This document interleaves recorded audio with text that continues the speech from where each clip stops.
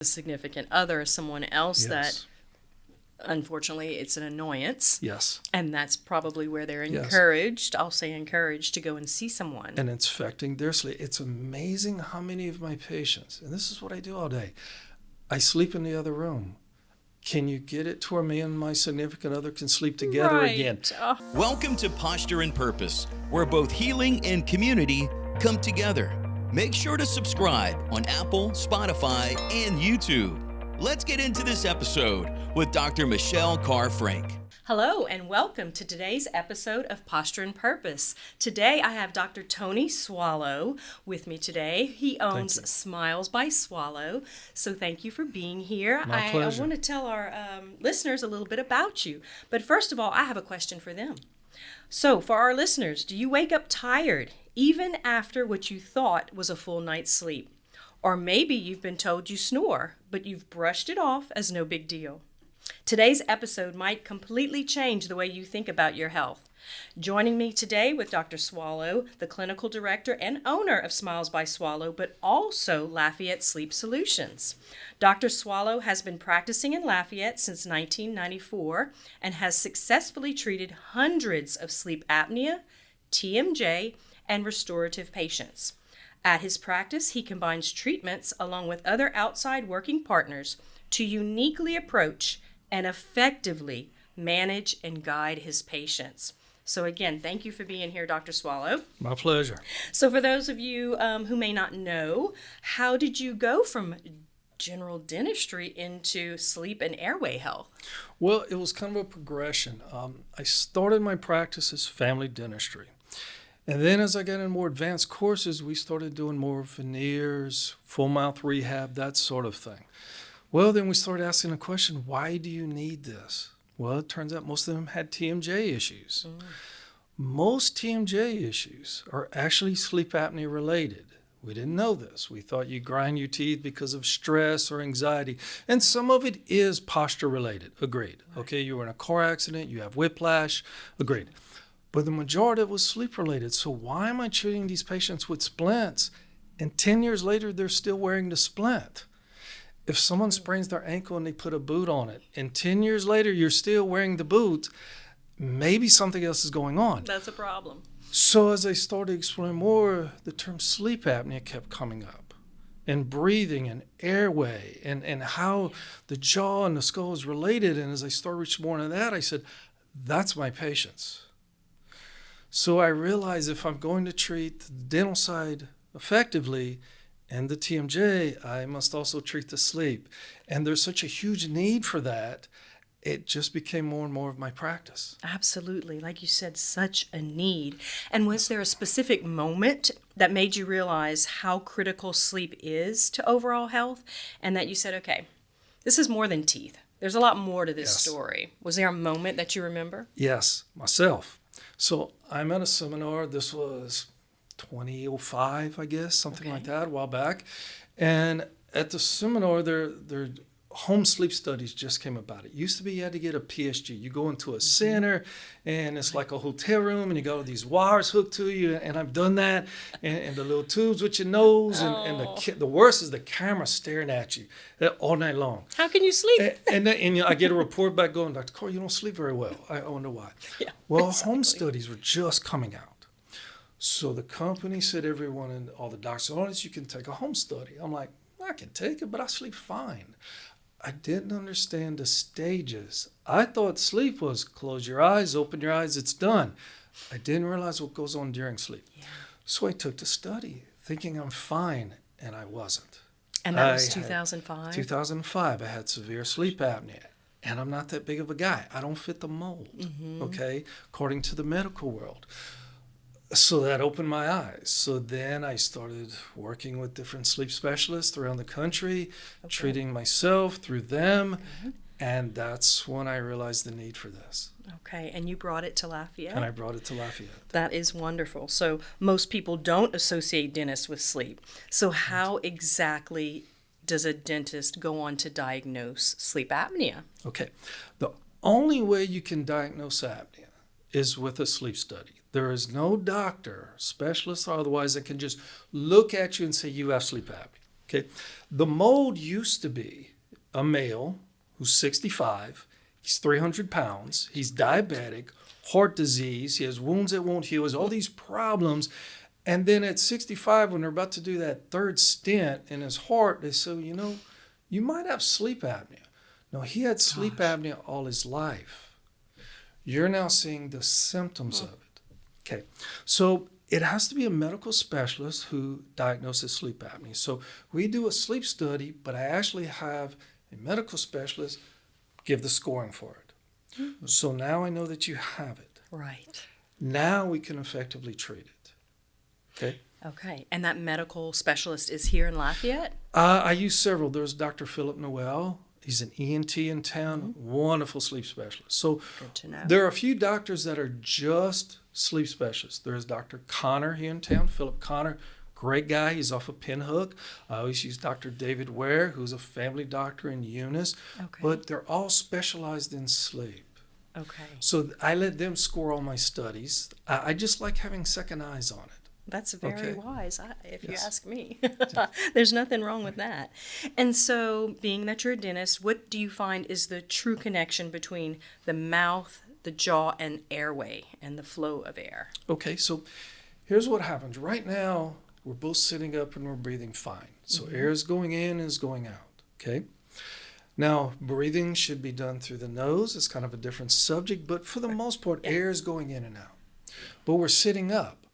So our tongue is sitting right here between two halves of our jaws, and our throat's behind it. So here's the tongue. Here's the back, the front, and here's your throat. You're breathing fine because gravity is making the tongue do this, so air can go in and out. Damn right. We don't sleep this way. We sleep this way. So now gravity can take over, and it's actually not just the tongue. The whole jaw will fall backwards. The tongue goes with it. The tongue goes into the throat a little bit. That's light snoring. It's almost a murmur. The sound is not the issue. Maybe the issue for the person next to you. Agreed. Right. But you're asleep. But you're now losing air. Now the tongue falls further. Now it's halfway into the throat. You're losing 50% of your oxygen. You're not getting enough air to sustain a thriving body. You're surviving, but you're not thriving. And then the scary one. Now the tongue is here. You didn't stop snoring. You stopped breathing. Right. The problem is you don't know this. You may wake up gasping for air, or your wife may hear you, or your significant other, and she's trying to wake you up. But you're sleeping. But you're not going through your sleep stages. The problem is the brain doesn't know, are you choking on your tongue? Are you drowning in a lake? Right. Are you choking on a piece of food? Most people don't get that. Remember the last time you drank something, ate, it went down the wrong way? Your chest tightened up, your hearing got loud, your eyes you panicked, you seized up, and then 10 seconds later you spit it out or swallow it. That's an apnea event. You were just awake during that time. Right. There's different types. So people that are snoring have an apnea. They are suffocating all night long. And usually, like you said, it's the significant other, someone else that, unfortunately, it's an annoyance. Yes. And that's probably where they're Yes. encouraged, I'll say encouraged, to go and see someone. And it's affecting their sleep. It's amazing how many of my patients, and this is what I do all day, I sleep in the other room. Can you get it to where me and my significant other can sleep together again? Oh, That is almost every other day we hear that. are you serious? Yes. Wow. That's too prevalent. So we're glad to have Yes. you here, and lucky to have you here. So how can something as simple as the jaw positioning really change someone's health? You mentioned the positioning of the tongue. How much does the jaw and the alignment of the jaw and TMJ play a part in that? It's everything. Okay, so let's kind of start connecting the dots with all of that. Okay, first, let's just talk breathing. How are we supposed to breathe? It's amazing how many people don't breathe correctly. We're not trained for that. Most people breathe with their shoulders, and they say, well, I carry my stress in my shoulders. That's not exactly right, but okay. Right. Okay. That's what I hear every day. So what happens is the research has shown that you start learning to breathe incorrectly at about 5 years of age. We walk like our parents. We breathe like our parents. We watch and mimic what they do. Yeah. So if you're parent is stressed out sitting on the couch, and I'm exaggerating, but they're breathing with their shoulders, Sure. rapid breathing, that's not the way it's supposed to be. Right. So what is normal breathing? Let's just Exactly. start with that. Exactly. Okay. We're not designed to breathe through our mouth. The mouth is for speaking and chewing. You may breathe through your mouth very quickly under stress. Go run 100 yards fast as you can. You're going to be this way. What you're really trying to do is rebalance your CO2 and oxygen. CO2 is not a bad thing. We make a bad thing out of it because of the environment, all that, but it's a very good blood gas for us. It's replenishing. And you're trying to balance it. So you're only going to breathe that way for a few minutes, then you go to normal. The way we are supposed to breathe, okay? It's called stacking. Our tongue is supposed to brace on the roof of our mouth. Not press, but just go to the roof. When you do, that aligns everything. So when you align, then your tongue is on the roof. Your palate should be directly above your rib cage. Your rib cage should be directly above your viscera, and everything should be in a straight line. So when we breathe in through our nose, a lot of wonderful things happen. But when we say belly breathing or diaphragmatic breathing, that's not exactly right. Our belly shouldn't expand. Right. Our rib cage should open this way so we can get air in. The diaphragm should go down. And the reason it's coming down is all of our viscera, our guts, our intestines are going into our pelvis. And when it comes down, we have the pelvic floors like a little trampoline, and then it pushes everything back up, and that pushes the air out. So the ribs should come out, the stomach go down. That is a normal breath. It should be nice and calm and silent. Now, you can breathe out through your mouth if you prefer, but the air should go in through your nose. When that does, we do a lot of good things. One, we clean the air, we humidify. We have so many people settling in asthma and allergies and all this stuff. It's because they're breathing polluted air into their lungs through their mouth. The nose filters the air. It warms it so the oxygen goes through the lungs into the blood better, and it humidifies it. We also release nitric oxide, not nitrous oxide, that's laughing gas, nitric oxide. Nitric oxide dilates our blood vessels. It causes the oxygen to get into the blood cells better, so we get better, so the whole body feels better. That's why when you stop and just breathe deeply and try and relax for a second, you become more calm because your blood vessels are dilating. So you should breathe into your lungs, expanding your ribs. But if you're doing this, which a lot of people do, chest breathing, you actually never fill the entire lungs. Are there any such things, I'm sure with YouTube and everything else we have now, are there any courses or classes or techniques Yes. that you teach or Yes. that you advise? And as a performance coach for different colleges and different sports teams, there are. For the average person, and we can get really into box breathing and 7-8 breathing and Valgava breathing and all this. Honestly, just start with breathe through your nose, breathe out longer than you breathe in. Just start with that. If you breathe in for 3 seconds, breathe out for 6. And slow it down. Okay? Best time to practice it in the car while you're just driving. Slow your breathing down. Make it a habit. Make it a habit. Now, are there breathing techniques for different situations?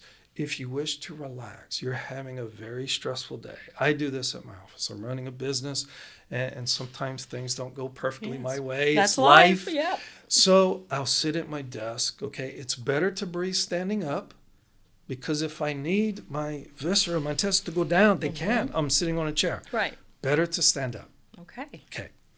Then it's called box breathing. You're going to breathe in for 4 seconds. That's not the important part. Hold for 4 seconds. You have to give the oxygen time to get from your lungs into your blood. If you do, okay, wait, I didn't get any oxygen transfer. That's not how it works. That's not how it works. And as you hold it, you build up CO2, which then dilates my blood vessels, which lowers my blood pressure, which allows me to relax. So it's box breathing. 4 seconds is the common one. So 4 in, hold for 4, breathe out for 4, and then hold for 4. And you just keep going around. You will be surprised if you can do that 4 times, 5 times. You'll actually begin calm and get somewhat sleepy. It's a great technique if you wake up at 3 in the morning and you can't go back to sleep. It's one of the techniques to get you there. Okay, I'm going to start my homework immediately. I'm going to start my box breathing. So and I guess every generation thinks they're dealing with a lot of stress. Yes. But in present time, have you seen an increase? Oh my God. And with Big stress time. and breathing? I mean, it's so important, but how do you train someone? Okay. You have to go at it from all directions. That's the problem. So the 3 big ones, I was thinking about that on the way up here. What are the 3 biggest things? First, think in terms, if I ask somebody, what is a good diet? Oh God, they're religious. You have to be vegan, you have to be paleo, you have to be, oh my God, and they won't stop. They're dedicated, okay. Yeah. If I ask someone, how should you work out? Oh, you have to do HIIT, you have to do cardio, you have to do interval, and oh my God, they're religious. Okay. And I'm not saying they're wrong, just saying they're very, okay, how should you sleep? Nothing. We spend a third of our lives sleeping. We plan to go to work, we plan to go work out, we plan to go on vacation, we plan to go to dinner. We do not plan to sleep. No. So I changed my daily routine to make certain I can fall asleep at the right time and go through my stages correctly. Okay. So what are the big ones that disrupt sleep? Okay. Diet is a huge one. We don't realize that. And we'll get into why, but if you eat that bowl of ice cream at 9 o'clock at night, good luck getting deep sleep. You may sleep, but you're not getting deep. Screen time. Oh, gosh. Got to get off the screens. That was one of my questions, yes. That one affects sleep greatly. Okay? And then anxiety. Okay? People they don't know how to turn it off. Mm-mm. Especially in this world that we Especially live in. in this world. Okay? And so how often do you see that people maybe come to you, and I hate to say as a last resort, but this is the overweight, diabetic, middle-aged guy. Often. How often? Because if you think about it, I'm a dentist. Why would I go to a dentist if I have sleep issues? Right. Okay, I get it. So usually they've tried a CPAP, which does work. A CPAP now is not designed to put air into your lungs. It's designed to open your airway. Mm-hmm. So if your tongue, your tonsils, adenoids, soft palate's in the way, you just keep cranking up the pressure until it moves it. And that's wonderful. Mm-hmm. And some patients sleep so well with it. For me, I couldn't stand it. It didn't work for me. Okay, the hoses, the mask, and all this, the apparatus, it didn't work as well. Okay, so for me, a sleep appliance, which just holds your jaw where it is right now, you're breathing perfectly right now. That's all I'm doing with it. So when you lay back, as I said, when you lay back, I'm just holding your jaw where it was. So your tongue doesn't go into your throat, so you can breathe normally. Usually it's at a point where they can't wear the CPAP. They're now getting worried. Most of my practice is the VA. I do fee-for-service, but I treat a lot of veterans. PTSD, anxiety, depression, we now know is tied to sleep, and it won't get better. No. So they're desperate. Yeah. And that's when they're referred to me. Gosh. And so you, at that point, you go through the sleep study. We go through a sleep study, figure out what's going on with them. But it's more than just an appliance. And I can do that because yes, getting air into the lungs is a big deal. You need that to sleep. That's a given, okay? Right. That's a given. But sometimes their diet is destroying their sleep. Sometimes it's their medication. Screen time is a big one.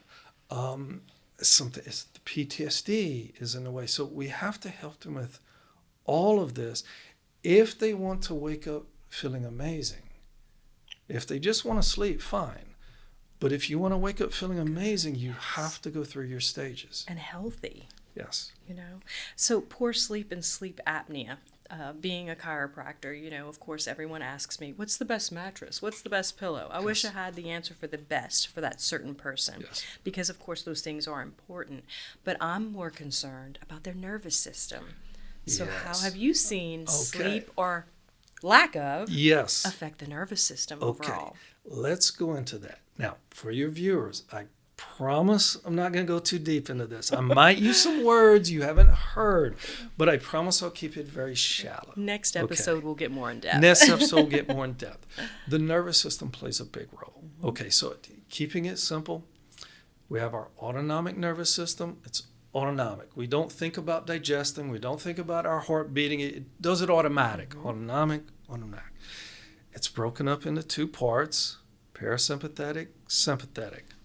Won't go too deep in that. Sympathetic is go, go, go, go, fight or flight, okay? Parasympathetic is relax and be calm. And it's not an on or off. It's not like hot water, cold water. It's a pendulum. And it should swing in millionths of a second, okay? Parasympathetic is when we heal and we digest and we're calm and we restore the body. It's also where, and I promise I won't go too deep, our lymphatic system opens. Okay. So in the body, we have a sewer system. It's called the lymphatic system. So throughout the day, our cells break down. We have metabolic waste. No big deal. We sense it in our bloodstream. We have little gates open up. We push that stuff in the lymphatic system. Flush it out. And you flush it out. Yeah. Okay. We have the same system in our brain. But it's called the glymphatic system. Okay. The glymphatic system flushes out waste. People with Alzheimer's, people with Parkinson's. Yeah. We know with Alzheimer's, amyloid beta proteins. So you have all this metabolic waste. You have to get rid of it. Now, below the neck, it's 24/7. No big deal. But in the brain, it's only open during stage 3 of sleep. So you have 4 stages of sleep, 1, 2, 3 REM. Very important things happen in each one, but the glymphatic is only open in stage 3. No stage 3. You don't flush the brain's toilet. That stuff builds up. Right. So yes, you slept, but you didn't heal. Right. Your physical body or your mental. So how important is the autonomic system? It's huge. Yep. The box breathing we were just talked about activates the vagus nerve. The vagus nerve is one of your cranial nerves that controls your autonomic system from parasympathetic to sympathetic. So important. So if you box breathe, you're activating that nerve, which will then swing your nervous system back to parasympathetic, and it'll allow it to swing so you can go through your stages. So how important is it? It's everything. Yes. And how do you feel about bringing up the vagus nerve? And I'm sorry if some of our listeners have to go and grab a dictionary, but I'm so sorry. The polyvagal theory. Have you studied the polyvagal theory about Yes. the vagus nerve? Yes. So again, we'll have to do another episode because Absolutely. that's getting deeper, but it has so much to do with also with chiropractic and the spine and the nervous system as a whole. Yes. So I'm glad to hear you mention some of those things. And speaking of chiropractic, with pain and inflammation, you talked about flushing out the body. I know that's a very primal resource that we have as humans, but how important is that sleep for pain or inflammation in the body? Okay. Let's separate, again, let's go back to autonomic system. You have sympathetic and parasympathetic. Okay. Sympathetic is inflammation. Most people think inflammation is healing. No. And sympathetic is inflammation. Parasympathetic is healing. So best way to describe that. Horrible situation, hurricane comes through, a tree goes through your roof. Okay, we've all seen that, been through that, heard that. Okay, inflammation is the carpenter shows up, your roofer guy, with the wood and the shingles and the nails and all the stuff. That's inflammation. Yep. You have an injury and the body, through the vagus nerve, is sending all the stuff to fix it. Enzymes and proteins and cells and collagen, all this stuff to fix it. Amazing. That's not healing yet. It's just there. It's swelling. And what do a lot of us do? Take an anti-inflammatory. Right. Because it doesn't feel good. Yes, you decrease the pain, but you increase the amount of time to get back to healing. Yep. Healing is in parasympathetic. So when you have a wound, it looks like a big mass of spaghetti. The cells are all twisted up. Everything's all out of alignment, but they're there. Yeah. In the healing phase, it lines all that up. And it flushes all the bad stuff out. But that only occurs during parasympathetic. And the biggest time we get parasympathetic is stage 3 of sleep, which is why you're sick or you don't feel good. You sleep so much to try and get more of stage 3. Healing. Now, healing. So there's inflammation and there's healing. It's 2 different processes. But if the body's not lined up right and you have this chronic pain, you're going to constantly stay in sympathetic. So you will never go into stage 3. Yes, you slept. You probably stayed in stage 1. I hear this all the time. Oh, Doc, I'm a light sleeper. I sleep great. Okay. And then the more I start talking to them, like, well, let's see, you grind your teeth, you have all this dental work, you have heart problems, you have diabetes, you have wounds that won't heal, but you sleep great. I see it all the time. No, you sleep light. Right. Very few people understand the stages, and we can go into that if you like. But if you don't get all 4 of your stages, you're going to stay sympathetic and stay inflamed. In a constant state of repair And instead a of constant state instead of healing. Have you seen a connection between metabolism or hormone transition during the sleep cycle? Very much. Very, very much. When we sleep, we go through 4 stages. Okay. Stage 1, which is very light sleep. Okay. It does very little for you. Stage 1 is the new stage new moms stay in. Someone has to hear the baby. Right. So in stage 1, your brain, part of it is asleep, yes, but a big part is still wide awake. So sound, temperature, if someone says something, someone turns on the light, that sort of thing, you will wake up. So you're sleeping, but it does nothing for it. We've all done that. We slept, we wake up, we're exhausted. We stayed in 1. From 1, we go to 2. Now in 2, you're still sympathetic, you're still awake, but your nerves are starting to turn off. All the nerves to your brain. Sound, light, smell, heat, that's all going away. Once that goes away, we're into stage 3. Stage 3 is the one you want. It's where your hair grows, your skin grows, you regulate metabolism, regulate your hormones. Everything is reset. You flush out all the metabolic waste in the brain. From 3, you then go to REM. Now, REM, part of your brain is wide awake again. It's actually having a party, okay? It's going 90 miles an hour. But in this stage is also where basically it's emotional therapy. And this is where metabolic syndrome comes in. You say you can treat anxiety with your diet. It's very true. The studies are showing, now there's not a lot of them, but they're coming out, or I haven't found a lot of them, but this is what we know.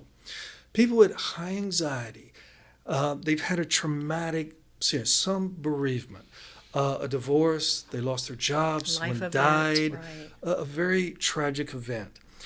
And they're having trouble with that, okay?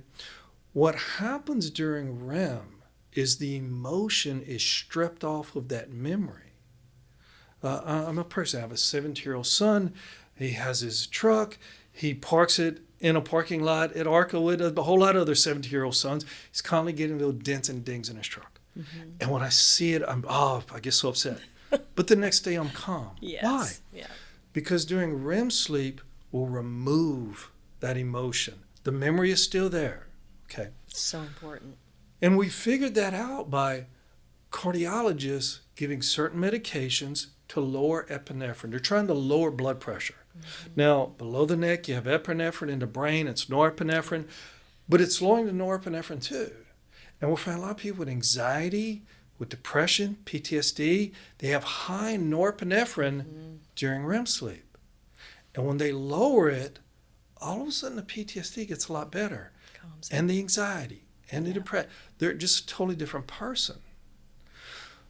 Well, the same thing happens if your vagus nerve is not being controlled, if your digestion, your gut, because the gut has to send stuff up to the brain during sleep. We know that in REM sleep, there are receptors that open up inside the brain for vitamin D and vitamin B, specifically B5, pantothenic acid. Well, we're not supposed to take B5. I do take a B complex, but we're not supposed to take it. It's supposed to be made on demand. So you're going into REM sleep. You need to deal with those emotions and all this. You need vitamin B and some other things as well. The vagus nerve is supposed to go down to the gut, tell the bacteria, hey, we need some vitamin B, kick it up to the brain. But if your metabolic health is not there because of highly processed food and preservative and all the stuff, you have what's called a leaky gut, okay? So it's not going to put you through your stages well. So yes, you're going to be moody and anxiety and depression. We all know this. If we eat right, we feel so much better. Good, this is yes. why. But I'm a wonderful example. You go to the camp, Right. donuts and soft drinks and everything you It's eat at the just camp. easy, right? And then Monday's just not a good day. Okay? Right. So metabolic health absolutely ties into it. And in your practice, how have you seen that overall posture can play a role in sleep, either habits or sleep health? Posture is everything. Okay? Because if we don't have good posture, we can't have good breathing. Okay? A good example of posture. Let's take elite athletes that run a marathon, and they've been very well coached. They're professionals. When they get to the end of the marathon, they stay upright, they lift their hands, and they walk like this. What are they doing? They're trying to expand their rib cage and let their viscera go down and get as much oxygen back into them. They need to recover. Yep. People that may have done a very good job of their marathon, but now they're leaned over this way. They can't breathe. Right. They're doing this to try and lift the head to try and get air in, but their posture is not allowing them to get as much air as they could. Sure. We also don't realize that our spine is supposed to twist and move. When we take a deep breath in, it's like an airbag on our spine to stiffen it. We need that at times. If I wanted to push this table, if I don't stiffen my spine instead of this way, I'll go backwards. Yep, your brace. So you need air. So that spine has to bend. But then to get to air out, it has to twist. And so does the neck. So if I'm tight, whether it's my pelvis, my spine, my rib cage, my neck, because I do a lot of research. I'm on a computer, so I'm like this, and this tightens up. Yes, I won't sleep as well because I can't breathe as well. Right. It is absolutely tied. If I could get, and I'm not saying it just because you're a colleague and a friend, but if I could get all of my patients to come see you and you line up the spinal cord, even if it just takes one appointment or 10, and you reactivate the vagus nerve and get the body just flowing like it should, they would sleep so much better. Yeah. We're trying to get the word out. We're trying. One day at a time, right? And so how, you said if you could get your patients to see a chiropractor, how can chiropractic care and sleep studies or what you do, how can they complement each other other than postural? Absolutely. Okay. Because once you line up the body, you're going to increase blood flow. One of the things that you need for sleep is you need a resting heart. Your heart rate needs to be around 64 beats per minute to stay asleep, which is why you don't want to get out of bed if you don't have to. Your heart rate will go up. Well, if you connect the dots, if I need a slow resting heart, I need blood flow going to it. The more you can correct the way the body moves, you open up those channels, the blood flows freer, the heart doesn't have to work as hard. Right. If I can get the heart to rest, it's supposed to be. Right. Okay? It needs rest. You're not supposed to be running a race while you're sleeping. Not at all. If I can get it to rest without a lot of medication, then the sleep will be better. And then the heart can heal. And then the sleep gets better. So it creates a domino effect. Really, it does. It does. Yes. Well, and thank you for mentioning that. So if someone out there that's listening suspects that either themselves or someone they love has sleep apnea, what would the process look like? What would their first visit with you look like? Well, the first thing to do is simply call my office, okay? We do a complete exam. Now, we do a tooth exam. I fully respect. I have Smiles by Soileau for sleep, and I have Louisiana for dental, Louisiana Sleep Solutions for sleep. They may be under this door, and I respect that. Do not have to see me as your dentist. But we have probably 10, 15 different appliances that we can use to position our jaw. Everyone is different. It's not one size fits all. Put on the so mask. Right. we do dental exam. We do scans. We don't take impressions. I make a three-dimensional model of their skull on the computer, and we use this to send off to have the appliance made. At the same time, we do a sleep study. I didn't bring one, but essentially it's a big Fitbit watch. You do not have to go into Okay. a center. It's a big Fitbit watch with a pulse ox that goes on your finger, and it's got a little sensor that you tape right here, just anywhere in this area, so I know everything about your heart. Mm-hmm. That's the study. The next morning, you literally throw it away. But it sent all the data to the cloud overnight, so when I get there in the office the next day, I know everything about your sleep. That's amazing. Simple and easy. And easy, Yes. easy, like you said, as compared And to the past. Inexpensive as going into a sleep center. Right. And so, what other alternatives? I know you have an appliance, but other Yes. than what people may be familiar with, a mask and the hoses, Yes. what does this appliance look like? Or I should have brought one. I will next next time. time. I'm so Right, sorry. right, that's okay. Like a small, thin football mouthpiece. Okay. Essentially, it fits on top and bottom. The whole point is, like, because I wear one every night, my jaw is in a perfect position. I'm breathing fine. I'm not making snoring sounds. It's where it needs to be. I just need to hold it here. So it's a very thin piece that fits on the top, thin piece on the bottom, and it's got a little rubber band that just holds it in this spot. Okay. So if I lay down, roll over, any position, it just holds it here. If I need to get up and go to the bathroom, if I need to drink water, no worries. It just simply holds it here. So think football mouthpiece, but very, very thin. Okay. As sort of like the Invisalign retainers, if your viewers are familiar with that to move teeth, similar to that. Okay. So my husband will be your next new patient for sure. Happy to see him. And I know we talked about, television, phones, all the electronics at night. Are there any habits, like if you could leave our listeners with one healthy habit at night, besides putting the phone down and electronics, would you say box breathing is the most important? We could start there. Yes. Okay, so break it up into number one. Let's take what a lot of people have. Insomnia. Okay. The bed is now not a good place. So what happens is our brain is very associative. Okay. I went into my shed last week. I got stung by some wasps. I don't want to go back in the shed. Right. Okay. So our brain's associative. So if you went through a bad time in your life, again, a divorce, a death, something like this, and you just can't stop thinking about it. If you got in your bed and tried to sleep, but you can't sleep because you can't turn it off, you're now associated with the bed. And this is very common, and it may be something years ago. You're already over what happened, but your brain still sees the bed as not a place to sleep. You have to just be honest with you. Use the 20, 30-minute rule. Okay. If you're laying in your bed and it's 20 to 30 minutes and you're not sleeping, just accept tonight is not your night. Get out of the bed. Now, it's very specific what you do when you get out. Right. Don't go play on your phone. Don't pick up the phone. Right. Okay, we can get into the phone, but please don't do that. Yeah. Go to another room away from it. You want the lights low. You want about 30 lux. That's how bright a light is. It's dim. It's almost too dim to read a book, but read a book. There are podcasts. There are audiobooks specifically designed for sleep. So there are stories that you'll listen to, but they're kind of monotone. Okay?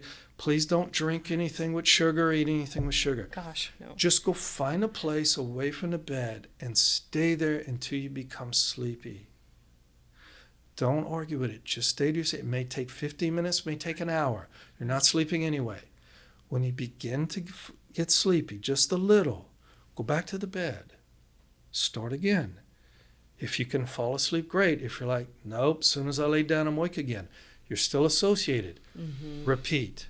Yeah. I have so many patients, that's their problem. Even though I get air into their lungs, the bed is now associated with Right. not sleeping. It's more of a mental, yeah. So everyone has a TV in their bedroom now. Everyone has the phone in their bedroom now. So I'm not going to sleep, I'm going to watch TV. No. Yeah.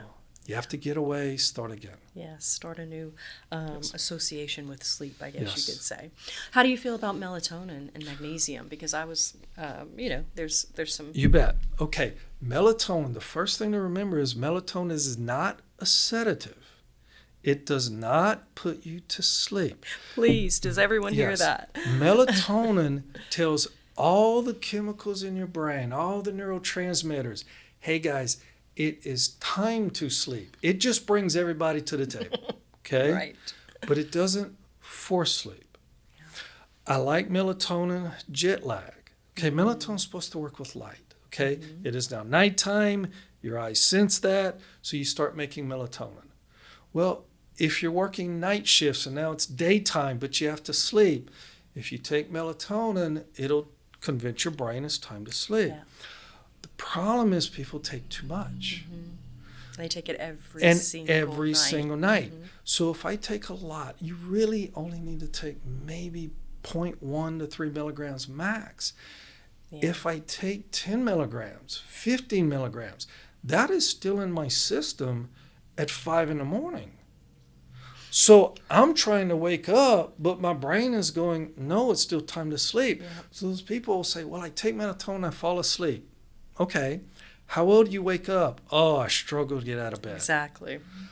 I don't have a problem with melatonin if you need it for short periods of time. Now, magnesium, same thing. Key to remember is magnesium, there's 11 forms of it. Be careful which one you take. Right. I like glycinate and threonate, but magnesium doesn't cross the blood-brain barrier very well. So it's not a true sedative. I'm a huge believer in magnesium because it's not in our soil anymore and we need it for our muscles. The reason that it helps people sleep, and I agree with it, is it's not a sedative, it's relaxing the muscles. If you relax the muscles, blood flows better. If you relax blood flow better, you relax the heart. Yeah. So yes, anxiety during the day, I'm a big believer in magnesium, but it's not a sleeping pill. Yes. Okay. If I could get that through to some of my patients, Yes. it would be great. But now I'll just send them to you. Well, okay, sure. Okay, so now I just have some, maybe, I don't want to say personal questions, but some on the lighter side Absolutely. questions. What is your actual bedtime versus your ideal bedtime? Two parts of that. So let's take like last night. My son is this amazing lacrosse player. He's 17. He plays on multiple teams. Well, we played Newman last night. Oh. New Orleans. Wow. Game started at 7:30. I didn't get into bed till 1 o'clock. Oh, my. Okay. So because of my son, things like this, I have hunting for heroes at the camp. We take wounded veterans hunting at my camp. We're up to hours at night. So what is my ideal bedtime? I like 9 o'clock. Okay. I stop all phone usage, take the phone away from me So important. at 8 o'clock. So no dopamine hits from, that rapid file on Facebook where you right. scroll. Okay. So 9 o'clock. A good average time is 7 to 9 hours of good sleep going through your stages. If I can get to bed committed to sleep at 9 o'clock, I do great. Doesn't always happen. Right. Life takes over. Life right? comes in. That happens. So are you a fall asleep in 2 minutes person, or is your mind constantly racing? Which Well, person are you? Both.